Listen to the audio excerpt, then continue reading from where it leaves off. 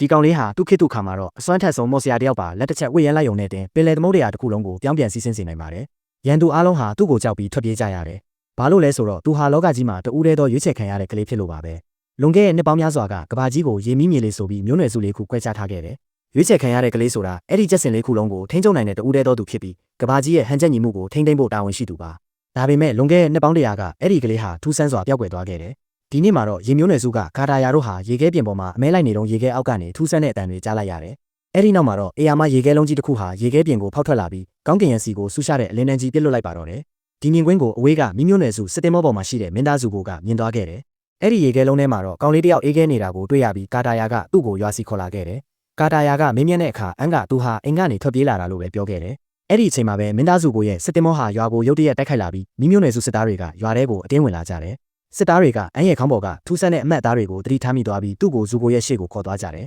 ရွာသားအလုံးကိုကာကွယ်ဖို့အတွက်အန်ဟာသူတို့နဲ့အတူလိုက်သွားဖို့သဘောတူခဲ့တယ်သူဖမ်းခေါ်သွားခံရတာကိုကြည့်ပြီးဘယ်သူမှမတားရဲကြပါဘူးရေမျိုးနွယ်စုကအသက်ကြီးသူတဦးကကာတာယာကိုအဲ့ဒီကောင်လေးဟာမျိုးနွယ်စုလေးခုကိုပြန်လဲစီးလုံးပေးပြီးငင်းချမ်းရေးဆောင်ခြင်းပေးမဲ့ရွေးချယ်ခံရတဲ့ကလေးဖြစ်နိုင်တယ်ငါတို့ဒီအတိုင်းကြည့်နေလို့မဖြစ်ဘူးလို့ပြောလိုက်တယ်တစ်ဖက်မှာလည်းမိမျိုးနွယ်စုကအန်ကိုစမ်းတက်မှုတွေလုပ်ကြည့်တဲ့အခါသူဟာရေနဲ့မြေတက်ကိုပါထိန်းချုပ်နိုင်တာကိုတွေ့ပြီးသူတို့ရှာနေတဲ့သူမှအတီးပြုလိုက်ကြတယ်ဒါပေမဲ့အန်ကလည်းသူတို့ရဲ့မကောင်းတဲ့ရွေချက်ကိုတီးသွားတာကြောင့်လေတက်ကိုတုံးပြီးတင်မောပေါ်ကနေထွက်ပြေးဖို့ကြိုးစားခဲ့တယ်ခုံးပတ်ပေါ်ရောက်တဲ့အခါကာတာယာနဲ့ဆာကာတို့ဟာအချိန်မီရောက်လာကြပြီးအန်ကလေထဲကိုခုံတက်ကသူတို့စီကိုပြန်တန်းသွားခဲ့တယ်မိမျိုးနွယ်စုရဲ့ရီမန်းချက်တွေကိုတီးသွားတဲ့အန်ကသူတို့ကိုသူ့ရဲ့နန်းတော်စီခေါ်သွားဖို့ဆုံးဖြတ်လိုက်တယ်ဒါပေမဲ့ပြန်ရောက်တဲ့အခါမှာတော့အခြေအနေကထူးဆန်းနေတယ်သူကသူ့သူငယ်ချင်းတွေရဲ့နာမည်ကိုအော်ခေါ်ပေမဲ့ဘယ်သူမှပြန်မထူးပါဘူးအတွင်းထဲကိုပိုဝင်သွားတဲ့အခါမြင်လိုက်ရတာကတော့ကျမ်းပြင်ပေါ်မှာပြန့်ကျဲနေတဲ့အယိုးစုတွေပါပဲ